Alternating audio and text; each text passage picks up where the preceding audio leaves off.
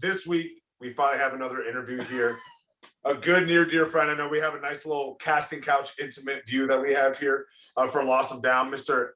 The one and only season ticket holder of the Atlanta Falcons. You still a season ticket holder? I ditched him this year, man. Ditched him.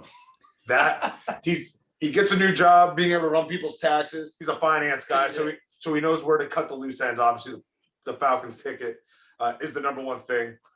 But I've talked about enough, Mr. Evan Dessecker. Evan, thank you for having me. Hey, appreciate it. Wally, appreciate you, sir. Big fan of the show. Honored to be on here. Didn't ever think I'd be getting to talk about Dirty Birds on the radio and seeing you guys on the screen and everything. I'm excited. So let's get down to it, man. Are you excited? It is the Falcons. Yeah, I mean, no one really listened to me gripe and complain about the Falcons, so you guys have to for a certain. You have a platform now. Exactly. You finally have that platform. And that's my biggest issue is even when we're good, they didn't even talk about the Falcons. They're just like kind of like the guy you step over on the street. They just don't care. You just look past. So the AI Ty Lue step over. There you go. So now you have to listen. Well, you're gonna have to talk some Falcons today. How you feel about it, man? No, see, this is actually good because Steve's been the guy in your corner for the last 2 years on the Falcons train. I know it. We're switching roles now because now that you're in this deep rebuild, this is actually a fun opportunity to interview you because the last two people we've had on, it's kind of those up and coming playoff style teams. And no disrespect to the Falcons, that's not the expectation in 2022. It's a desolate wasteland on offense right now. So I wanted to actually start with that. Arthur Smith, he's really being set up to fail. And we've seen a lot of times coaches only get that 2 years. Mm-hmm. Do you think that with the lack of talent on offense right now, he's going to have a longer leash, at least gets another year after this? Arthur Blank is a family guy. He's a moral guy, almost to a fault. He's not going to get rid of, it's just true. He's not going to get rid of Arthur Smith after this year. I mean, even if they don't win a game, I would predict, hot take, he would not get fired. But the Hugh Jackson special. Yeah. 0-16. Well, I can see it. You also got to think, right? You're going to be building that team for a couple of years. We'll see. Obviously, we'll get to the Marcus Mariota edition here, but it's Tom Brady in that division. Your hopes can't be that high of actually winning that division. Maybe missing the playoffs. Yeah, that's going to hurt. But how high would that really be with having Tom Brady inevitably just taking away the South from you? Well, we're used to it, so nothing new there. We're okay with that. Actually, the weird pulse on the Falcons fandom right now is classic Falcons. They win kind of to spite themselves oftentimes. Right when the games don't matter, they go to San Francisco and a great team and go and win. Just off the rip. That was last year, 2 years ago. If you're a gambling man, you generally just stay away from the Falcons. But having said that, I think that they could low-key slip, 7-8 wins in there somehow. I think somehow they could win one game. It's really out for grabs. Arthur Smith is running a really different offense. I don't know if you guys got a chance to watch. Pretty boring. You fall asleep watching it, but a lot of motions. Well, we bet on it. Yeah. That's why. I don't know if you caught that 9:30 Jets-Falcons London game, but I think every single play there was at least one tight end motion. So I don't think he's got his personnel yet. I think they're going to give him at least 2 years. With staying on that, I know we kind of just alluded to it with the Marcus Mariota edition. We'll get to Matt Ryan, how we're feeling about that, but obviously a downgrade. I love it. Why? You can cuss on here. You can drop an F. I fucking love it. There you go. I just fucking love it. It's one of the best moves the Falcons ever made because it's a setup to either fail miserably, which I'm totally cool with, or all of a sudden we could maybe he plugs in his old system in Tennessee where he got drafted for, and maybe he, is a little bit better than we hoped, and we only are paying $6.5 million a year for him, and it's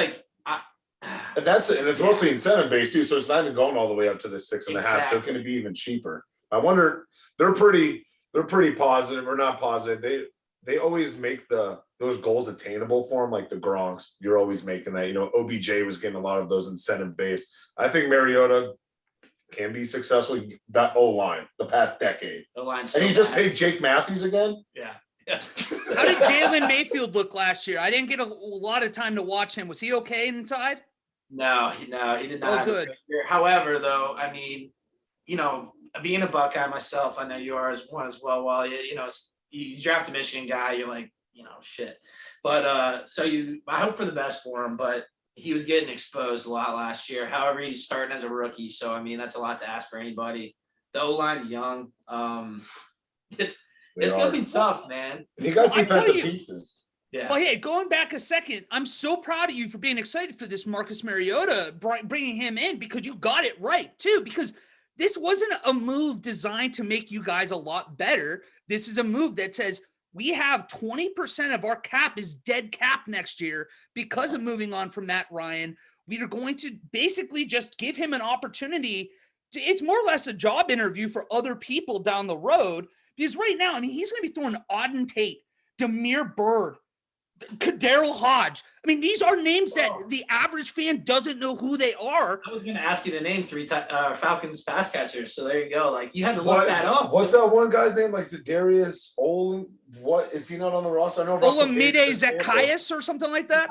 They had to tender him. Like, they had to put a tendering offer. So that's what round? What round? I think it was like a 3rd or 4th, man. Okay, that's not that bad. But still, if it was a 2nd or higher, I'd be questioning that. Pass catching is going to be at a minimum. They're not giving Marcus Mariota much to work with, so we're not expecting much. However, hey man, if he steps in and plays well, you're right. Like, it's an interview for another team. Hell, it could be an interview for us. But on the flip side, I had a question for you experts. Like, what if we take experts? You hear that? Yeah, that is. I love that we're hearing that. That is such a lie, but we appreciate it. Well, hell, I've been listening. I think you guys are experts. Maybe not. Maybe I'll find. Damn it, Wally! He's backtracking already. Yeah, but yeah, we deserve that. You get 8. I mean, the whole landscape changes, and so like we're like 2 weeks out from the draft. This whole conversation could be put in the shitter, so to speak, if they take Kenny Pickett at 8, which I wouldn't surprise me. I don't want it, but I was gonna ask you. I know he's got small hands. Is that why?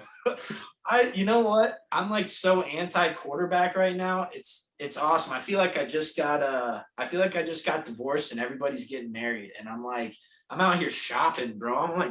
Next year we're gonna be picking up anywhere we can. I'll overpay. I don't even care. But so that's the answer. Instead of quarterback, it's got to be wide receiver at 8, right?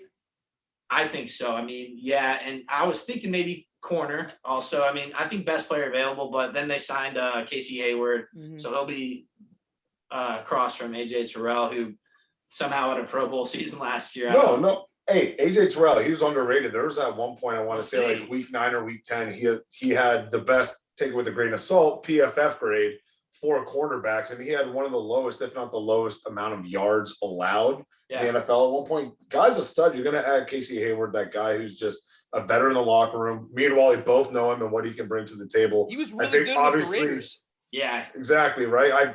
We saw him in his time there in Los Angeles and San Diego as well. With that kind of sticking on the draft, like you said, it could go Kenny Pickett. It could be a cornerback. Maybe you get a wide receiver. Maybe you fuck around, get an offensive tackle. Maybe someone from that guy from NC State falls from you. That's what I want. Ideally, what is at least your first couple picks looking like that you want? I mean, I'll tell you something the Falcons have never, ever had as a pass rusher, ever. There is a stat, What about Vic Beasley? Vic Beasley. Oh, man, I should kick you out of my house right now. I'm a guest. Your Paige likes me more anyway. She keep me here. Beasley. Oh, man. Well, just another Vic fucking up in Atlanta, I guess. This guy's got his zingers lined up, huh? Wow. Oh, man. Well, I'll tell you what, we've missed on a lot of pass rushers, but I wouldn't be afraid to take a swing there. We've only, in the history of the Falcons, they've been a team since 1966. There's only been 15 seasons, and this could be multiple players, 15 seasons with a double-digit sack player total since 1966. So, if we can get a pass rusher, if somehow dude from Oregon slips down Thibodeau, I'd love to take him. I hear he's slipping. I'll take him. If one of the tackles slips, we need help at the line. Pretty much anywhere but quarterback, I'm a happy camper. I mean, obviously, probably seen some mocks. Garrett Wilson, I'm sorry, is projected to maybe slip in there. Stingley Jr. maybe, but as long as you don't take Pickett, I'll be happy. At that point, you're just looking for the best the best player available. We're looking for the best player. That's what I think. I'm trying to be confident in our new GM. That was the problem before. We kept Thomas Dimitroff as our previous GM. He was on board since we drafted Matt Ryan. So that guy looked like such a square. It's like the soul patch, and I never liked that guy. Strictly never judge a book by its cover, and that's all I did. I didn't even read the monologue. I was like, nope, I'm not gonna even look at this guy, respect him whatsoever. You call it a monologue instead of a prologue? That's why I said, okay, the doctorate in English is coming. Who are you? Who are you? That's big money bucks, man. That's what you go to school for. Hey, you're the English guy, and I'm the talking guy. Yeah, this is a monologue right here, what you're doing. Oh, I see.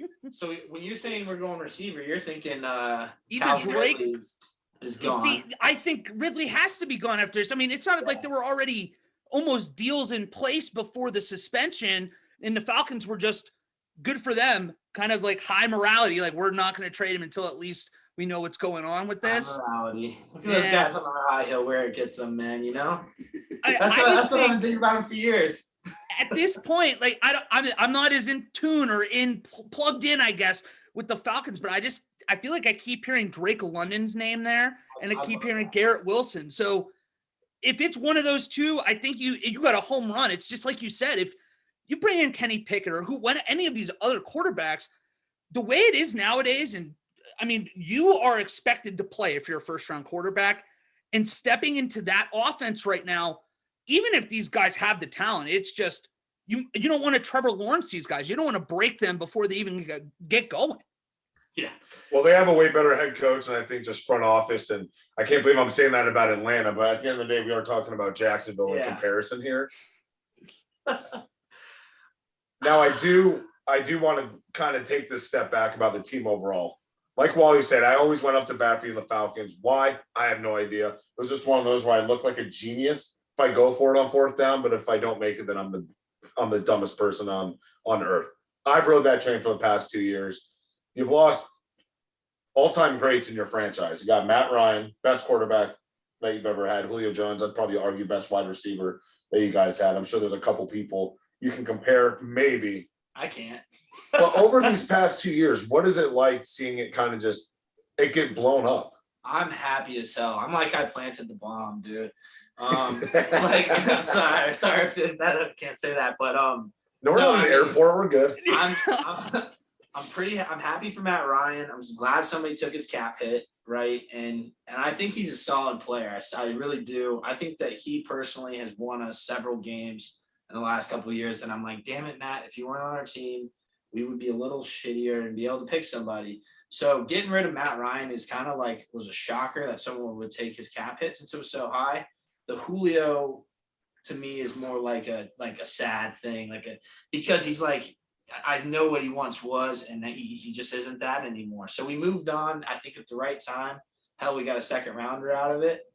Yeah, in hindsight, that's looking amazing. It's really a highway good. Robbery, Yeah. basically. He's not even on the team he traded him to. He's floating around still in free agency. Well, he didn't have his first touchdown catch until either the last game of the year or second last game of the year last year. It was just, like you guys said, he's over the hill. I don't think he eclipsed 600 yards. And if he did, all I know for a fact is he had 131 yards in one game. And I don't think he had more yards collectively the rest of the season. So he's not even clocking over 250 or 300 at that point. Mm-hmm. Yeah, it's bad. He can't stay healthy. And honestly, he's still floating around.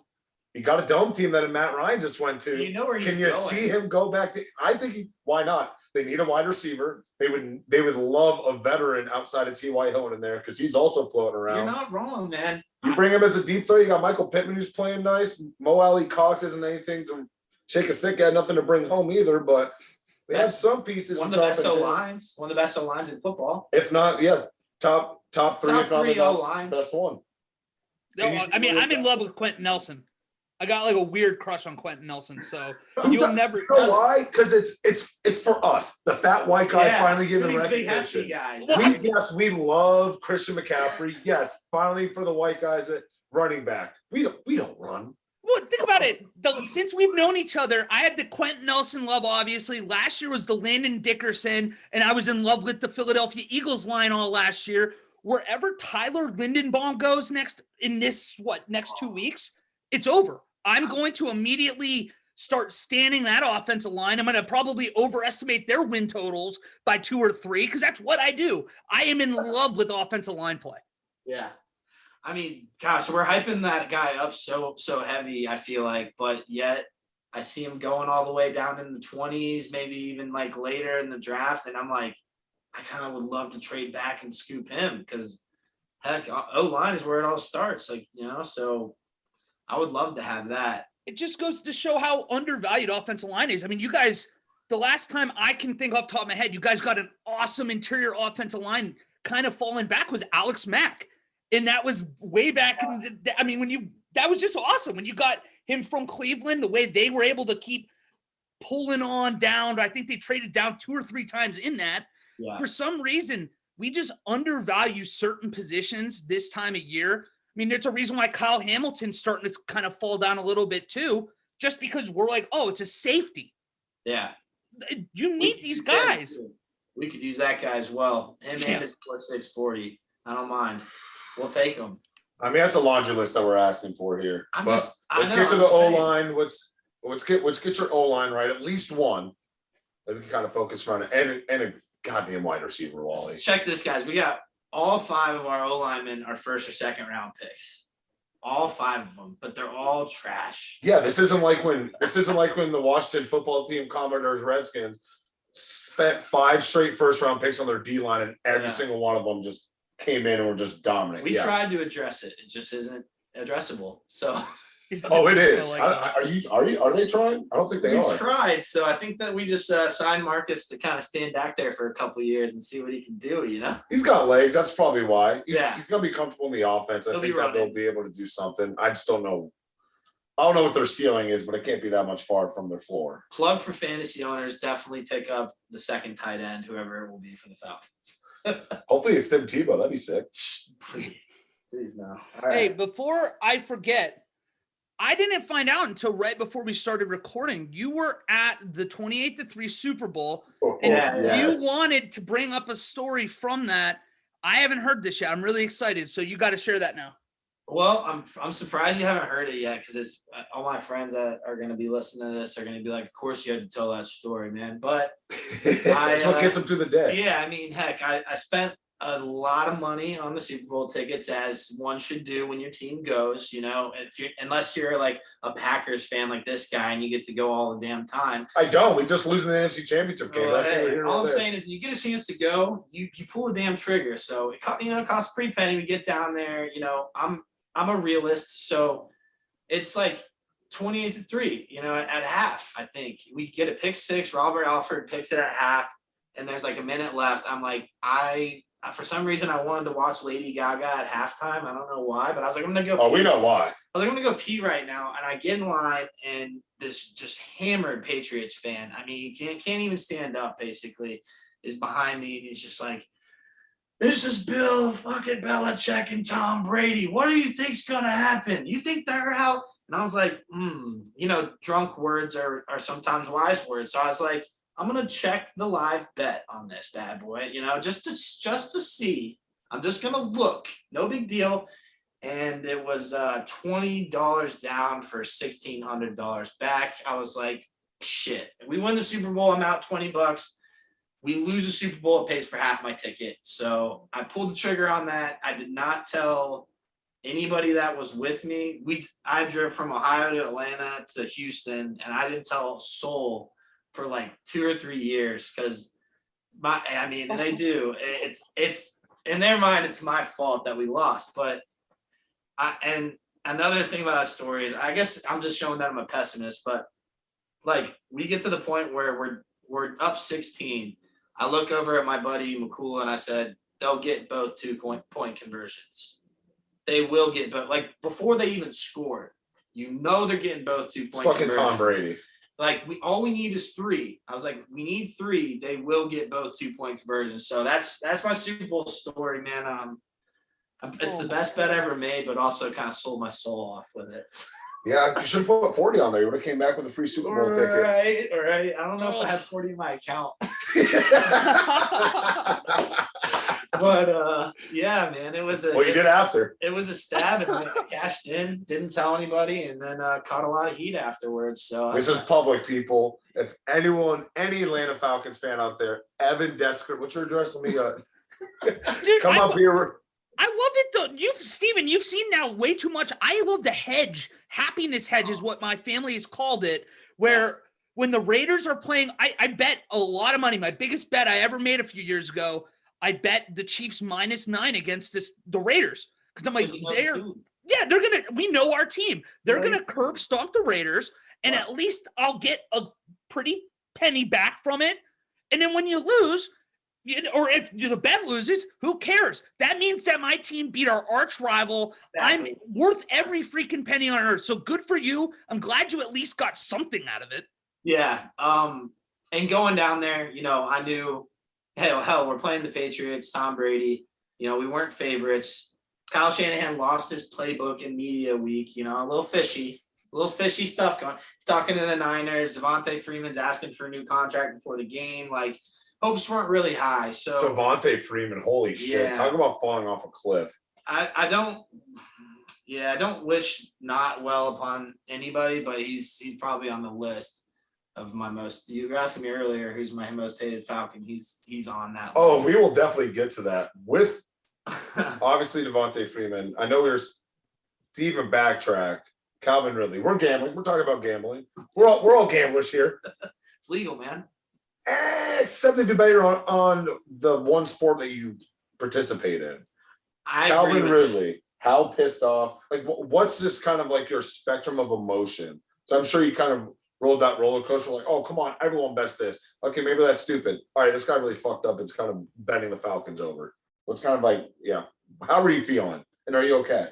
I'm fine. I like a conspiracy theory that this guy maybe did this on purpose. Maybe, get a little nudge out of it. Nah, that's a hot take. But no, honestly, like I know a few people in the industry, not going to name drop anybody, but I know some people that coach, people that played. And that's just the number one thing. Like if I know a guy that coaches somewhere, if I start talking to him about where he coaches, he's like, "You're not betting on this, are you?" And I'm like, "No." And then he'll continue. But if I say yes, it stops right there. So like, I remember you telling me about this. Yeah. Okay. So I know a couple people that I could get some good insider info from, but I won't ever get it because they know that's the first rule. So it's like Calvin Ridley, do I feel bad for him because he didn't bet very much? Yeah. Just because it's low amount of bets, but yeah, he should know. He's got to know. And they're going to use him as an example now that he's the first guy that this has happened to. And I don't think he really minds, man, because it seems like he wanted to take the year off anyways. Oh, he was just like, oh, man, I'll come back healthy next year.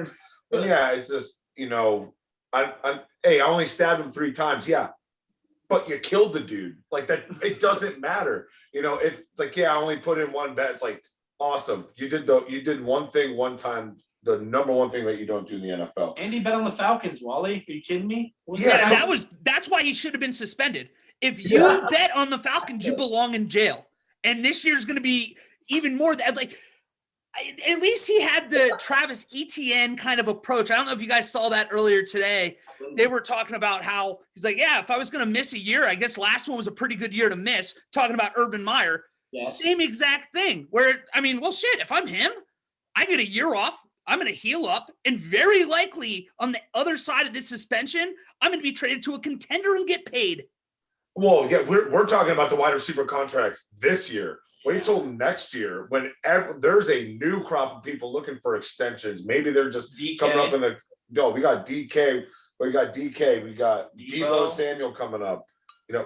Cooper Kupp is going to be, if he has another year like that, why the hell is he not going to be looking for a new contract? He's only getting paid $15 million a year, guys. Only.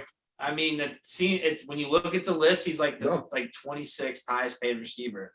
So he's getting paid. Another one for the White. But I think Calvin Ridley really hurt his draft or his contract stock on this one because he left the team before, with mental health, which I respect. But it just. But how much of it was mental health? Like, I think he just didn't want to be in Atlanta, which I get it. I get it, man. Sometimes I don't want to live in Ohio, but I'm here, man. I'm stuck. So. You are stuck, not like contractually though. So you're just kind of Almost. you're just kind of being lazy. But I mean, Calvin Ridley, like this, we'll see, right? Yeah. If Deshaun Watson's getting the contract that he's doing with just how extreme everything's been going on with his life, why would this guy not get paid, not get a fat contract when he seemingly isn't going to be looking like he'd miss a beat at that time? We'll see. Middle of his fucking prime. And they'll be able to lock him down. Look, how old is he? 24, 25? You get him until that 31, 32 mark. There, see you never. I'd argue the product on the field isn't even worth paying for.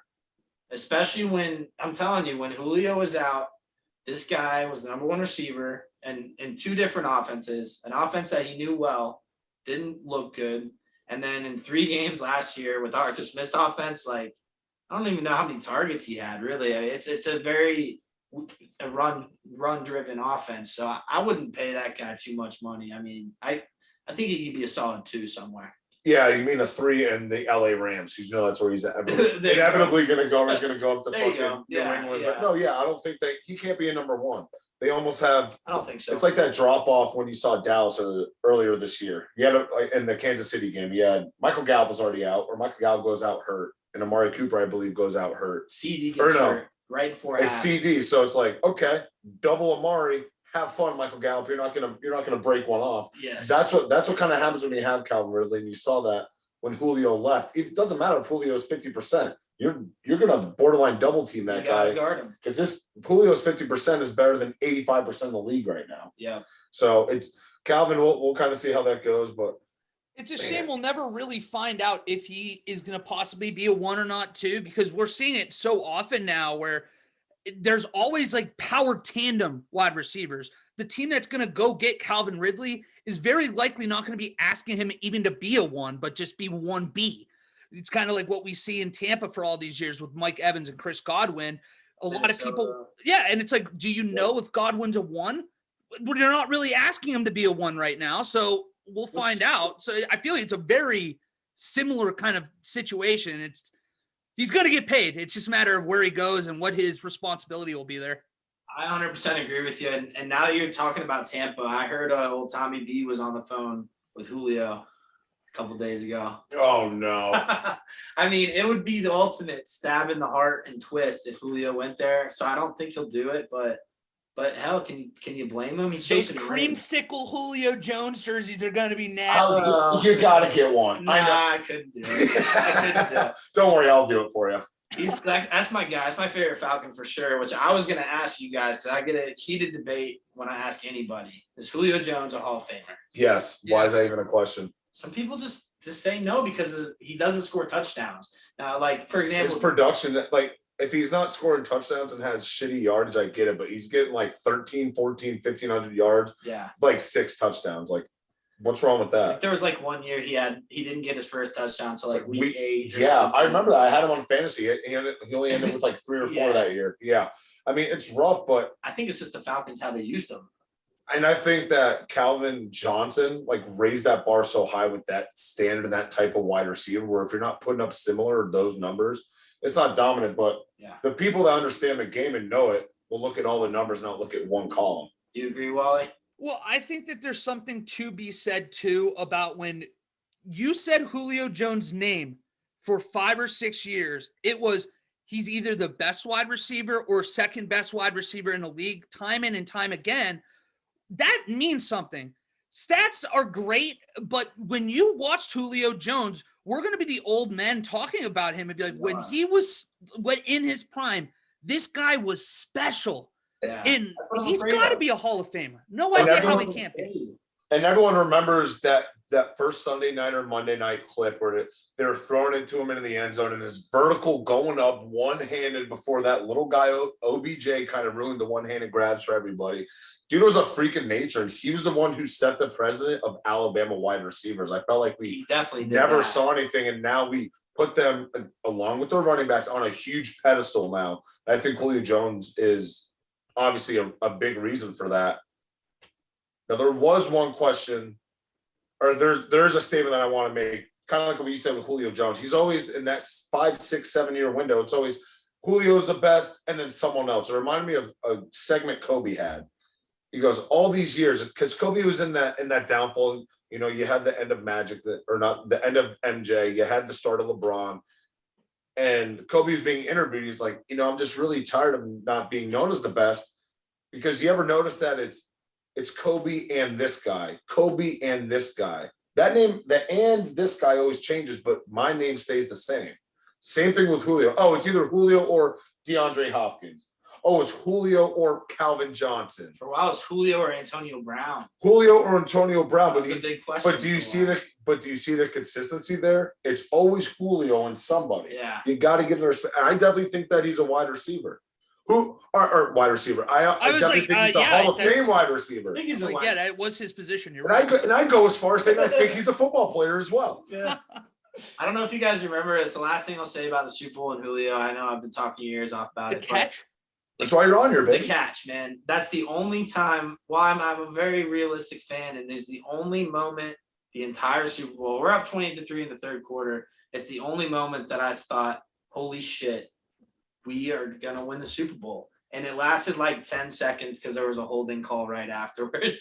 But that catch, man, if we win the Super Bowl, I think that catch alone gets him in first ballot. But didn't he have another one as well when it was 28-20 with, I want to say, like 4 or 5 minutes to go?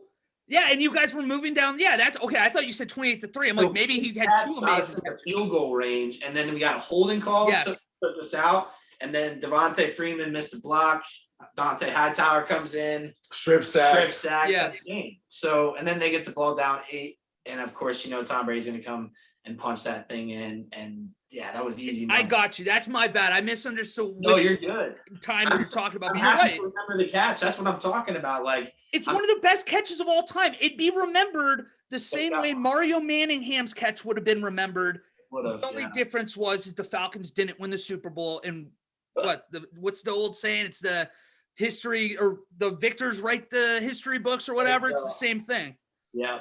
Hey, don't forget about the catch he had this year against Tennessee, where the ball deflected off a player's helmet and he readjusted and toe tapped while diving in. I believe it was a Thursday night game and one of like the 6 games that he played. But to all the fellow Falcons that go against Evan in the Hall of Fame resume argument with Julio Jones, 959 his rookie year, 1198. Only played in 5 games. The next year at 580, 1593, 1871, 1409, 1444, 1677, 1394.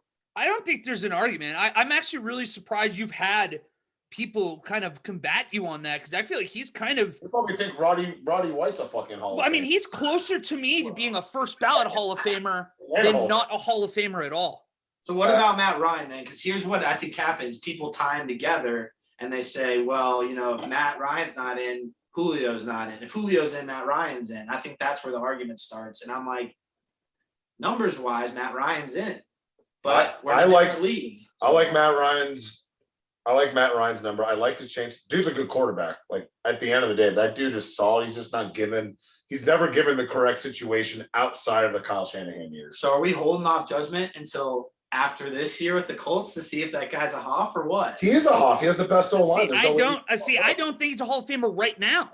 We've had this argument too many times, but you're right. I mean, we give him, who knows, 2-3 years with the Colts with that line, that run game.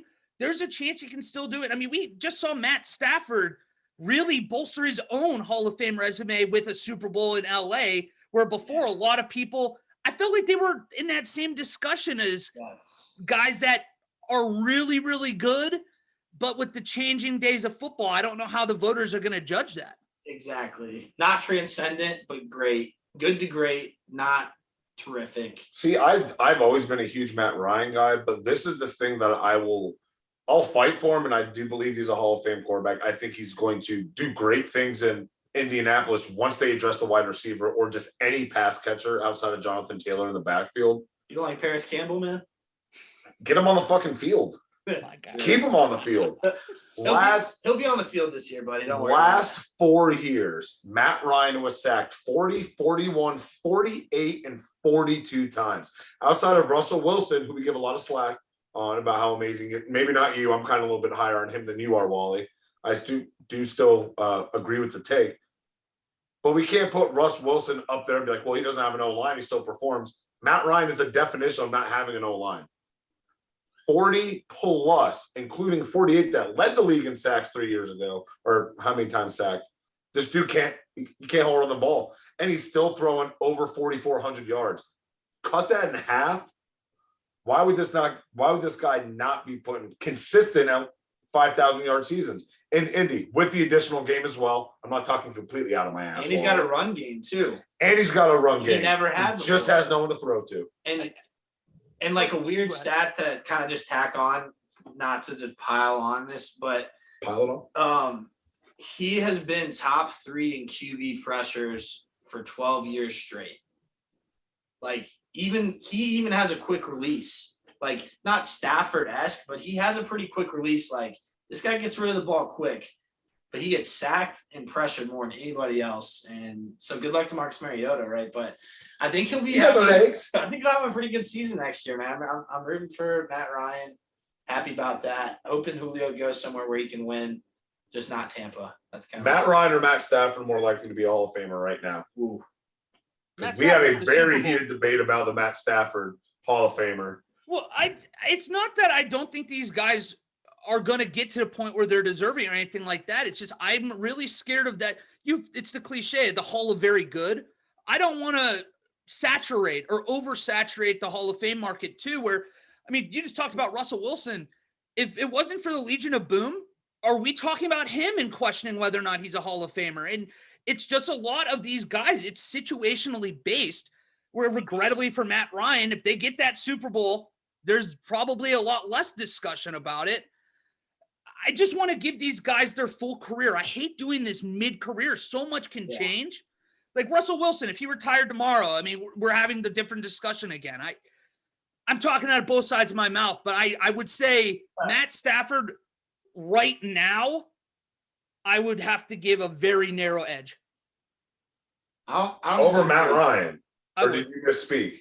Oh, he said over Matt Ryan. It's 2 Matt, so I wanted to make sure that you didn't. Yeah. Stafford over Ryan on April 12th, 6/27 and 2022. This moment, I think Matt Stafford is a Hall of Famer before him. This guy fucking knows his dates. I love it. He didn't stutter at all, man. And Matt Stafford's got years on him too. I'd take that bet. And I think Matt Ryan's going to have. He's going to get extended years with that offensive line play, and I think that he's going to. I mean, he's got 2 years left on his contract. 2 years left on the deal. I wouldn't be surprised if they, extend him, because at the end of the day, if it's not nothing can get worse than Carson Wentz. He's 37 already, man. I think Stafford is 34. You put him in a dome with a great O-line, you're gonna extend his career a little bit. He's an upgrade from Carson Wentz, for sure. For sure. I don't know if you guys have had that conversation.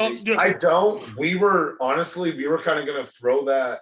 We were going to just do that in our segment tomorrow, but it kind of naturally just came here. Yeah. What I threw in there is what quarterback, and obviously I know we talked a lot about Matt Ryan, but what quarterback on a new team is showing the most pressure? You got Matt Ryan in Indy, you got Russell in Denver, you got Carson Wentz in Washington. I feel like I'm missing another one as well. I mean, it's got to be Russell, right? I mean, it's got to be.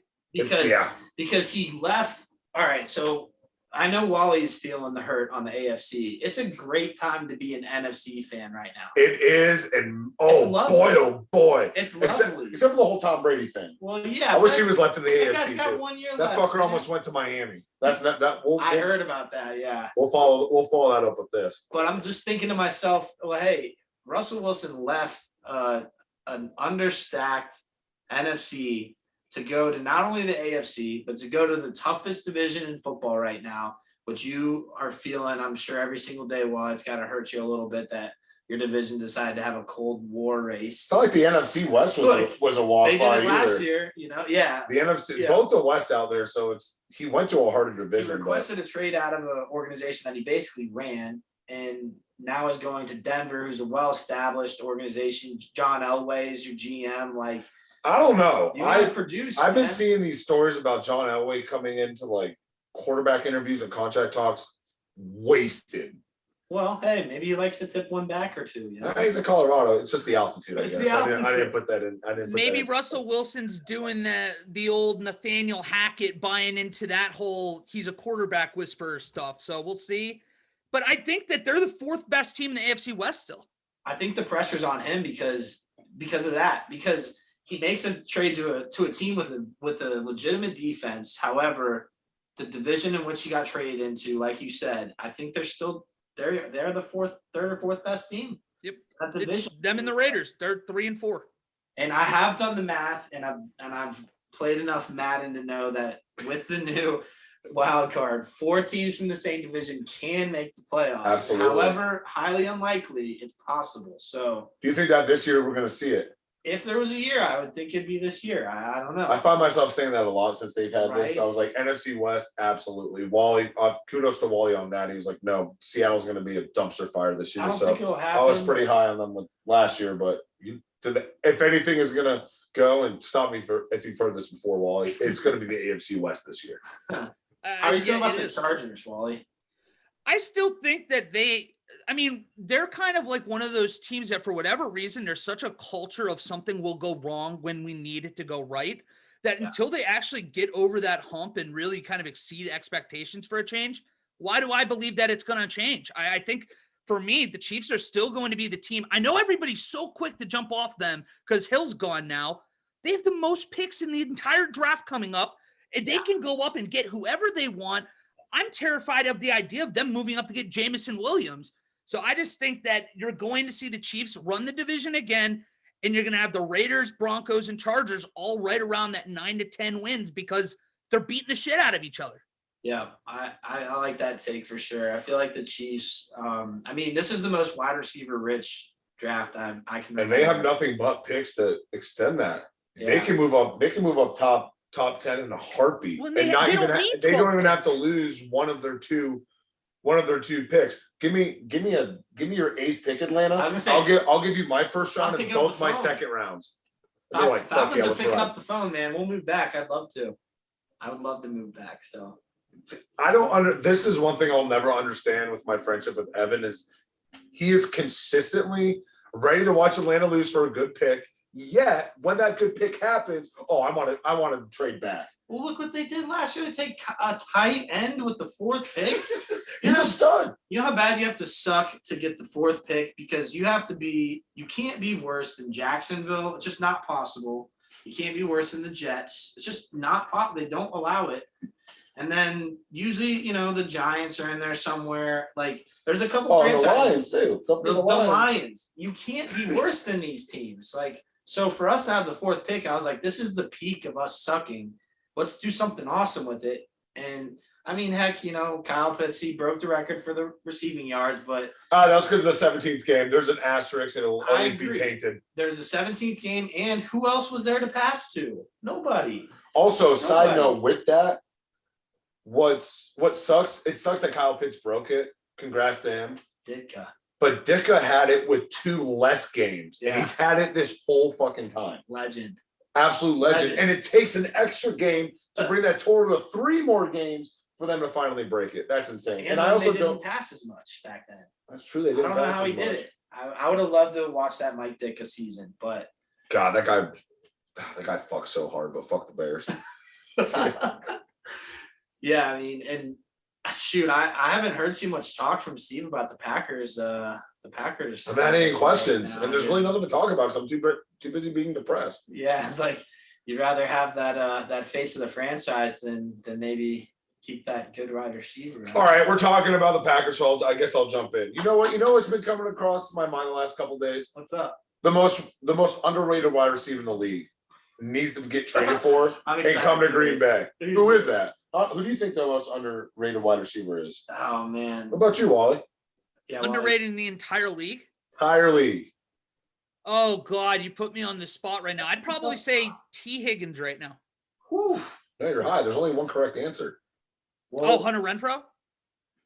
I was thinking. Oh, Hunter sorry, our Renfrow. connection's getting shitty. I was thinking Hunter Renfrow, but I knew He's gonna be over here telling me Alan Lazard again. He's been.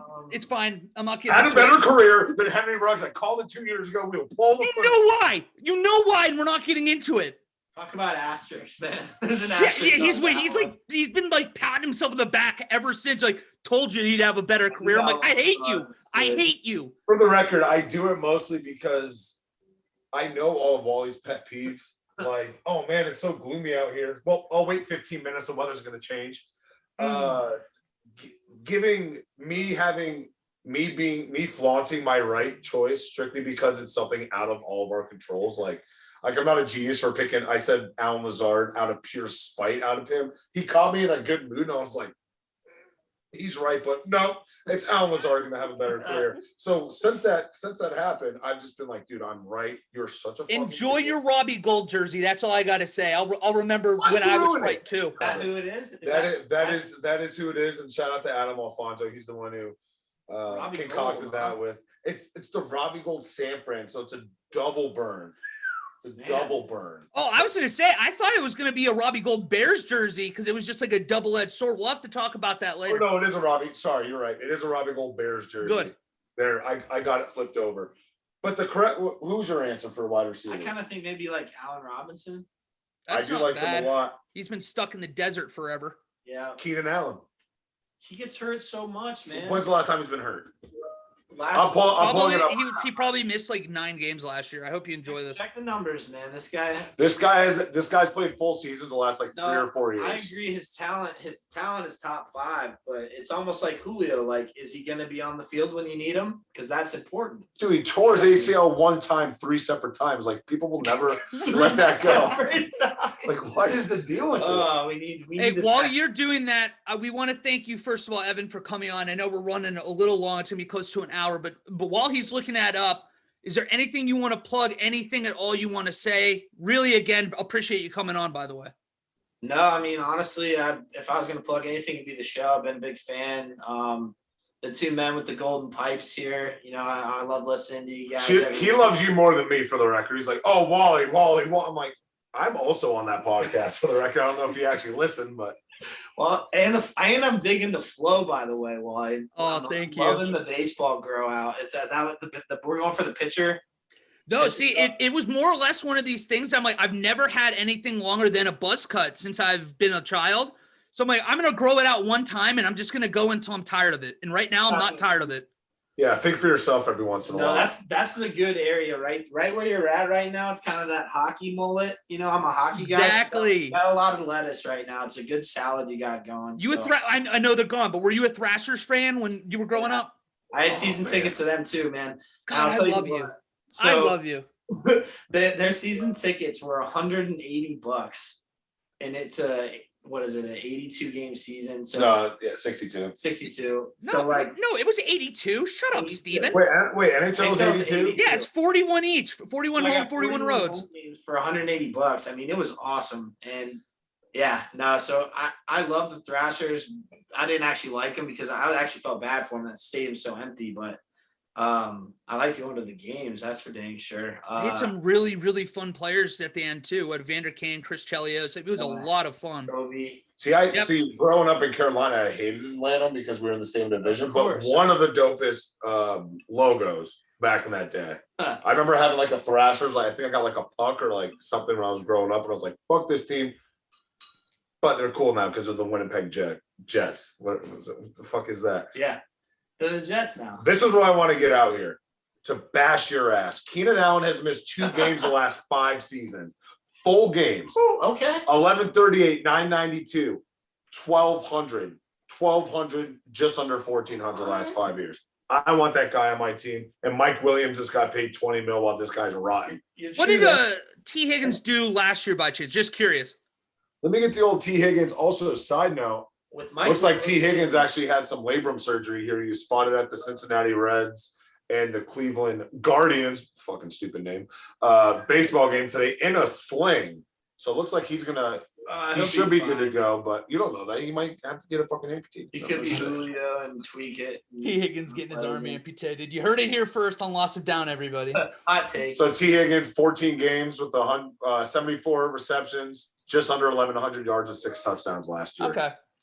And I think that you'd have to give up quite a bit if you wanted Keenan Allen. But it is a telling move that they signed Mike Williams such a large deal. A fat contract, and a lot of that was what 3 year over up to 60 mil. You got, I think it was like 20. How much was that? I think it was like right around 35.7. I'm just spitting out my ass at this point. There you go, 35.7. I like it.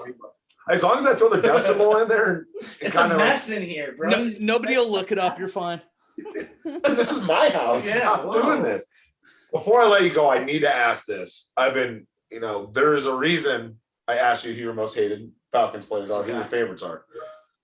Fuck, marry, kill. You got D'Angelo Hall, you got Tony Gonzalez, and you got Calvin Ridley. Oh, and I actually want to take away Tony Gonzalez. Because you're obviously going to marry him. Why the fuck would you not? I was going to marry Tony G. What the heck? And I'm going to insert Devontae Freeman now. Oh, marry, fuck, kill. Who are we taking?